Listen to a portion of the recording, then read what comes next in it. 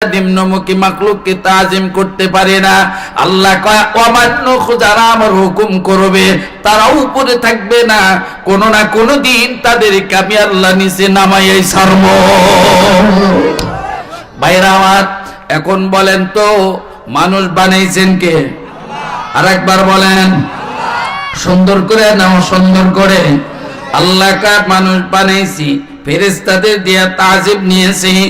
এরপরে আল্লাহ রাব্বুল আলামিন এত সুন্দর করে একটি কম্পিউটার আমার আপনাকে আল্লাহ তাআলা দান করলেন। এই মানুষ খাবে, উত্তম খানা খাবে না নিম্নগামী খানা খাবে, পরীক্ষা করার জন্য আমি আল্লাহ একটা কম্পিউটার বানিয়ে দিয়েছি। হাজার হাজার খাদ্য কম্পিউটার টেস্ট করবে, কোনোদিন সে আমার বন্ধুরে এরকম দুর্বল হবে না, এর ভিতরে কোনো কমতি আসবে না, কোনো তার ভিতরে দুর্বলতা বা শক্তি কমবে না।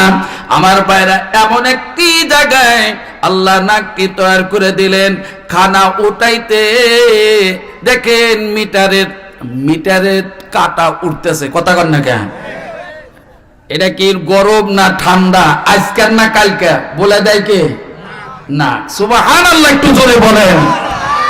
এবার দেখেন আল্লাহকে এমন জায়গায় সেট করে দিলাম, এই জায়গায় যদি না বানাইয়া যদি এই নাকটা যদি বুক আমি তোর উরুর মধ্যে লাগাইতাম, এই কাপড় উঠাইয়া খাদ্য নিয়ে সেই উরুর মাঝখানে নিয়ে নাকের কাছে বলো হতো, দেখো তো এটা ভালো না খারাপ, তখন যদি বলে হ্যাঁ ভালো, তখন এনে মুখে দিতাম।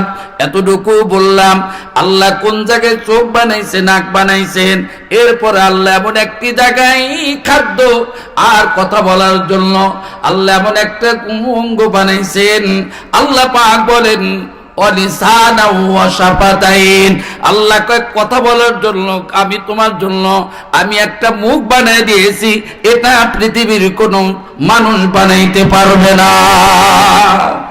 বলেন, মুখ বানাইছেন কে? বিড়ি খাওয়ার নিগে, গাঁজা খাওয়ার নিগে, মদ খাওয়ার নিগে? বাইরে আমার এখন তো কিছু লোকের খারাপ লাগবো, হুজুর খালি বিড়ি নিয়ে মরছে। আল্লাহ এত সুন্দর করে মুখটা বানাইছেন মায়ের পেটে। জোরে কোন কার পেটে? নাম নেরা কার পেটে আইছেন? আল্লাহ কার মায়ের পেটে। তোমাকে যখন বানাইছে বডি তৈরি করিয়া তোমার দেহের ভিতরে খাদ্যের প্রয়োজন, পুষ্টির প্রয়োজন। আল্লাহ কয় দেখ মুখটা বন্ধ রাখছি, তোমার পেট, তোমার নাভিটা আর মায়ের নাভিটা এক জায়গায়, তার নাভি আমি আল্লাহ তাআলা সংযোগ করে দিছি। মা যা খাইছেন নাভি দিয়ে তোমার দেহের ভিতরে আমি আল্লাহ পৌঁছায়া দিয়েছি। মুখটা নাপাক করি নাই, নাপাক বানাই নাই।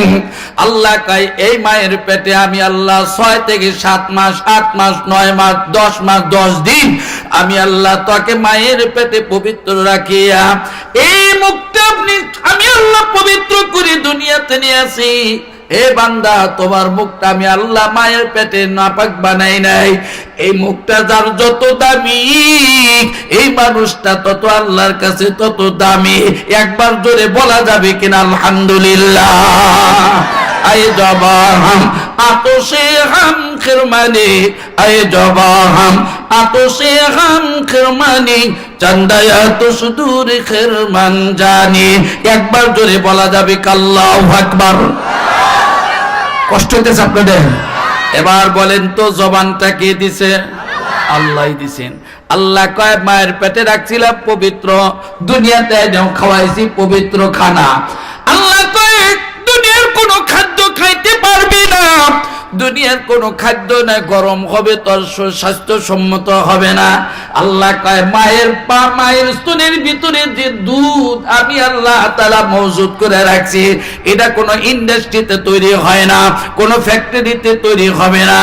আমি আল্লাহ মায়ের স্তনের ভিতরে এমন সুস্বাদু, এমন প্রোটিন যুক্ত, এমন আমি আল্লাহ পাক অ্যান্টিবায়োটিক আর ভিটামিন যুক্ত আমি আল্লাহ খানা বানায় রাখছি।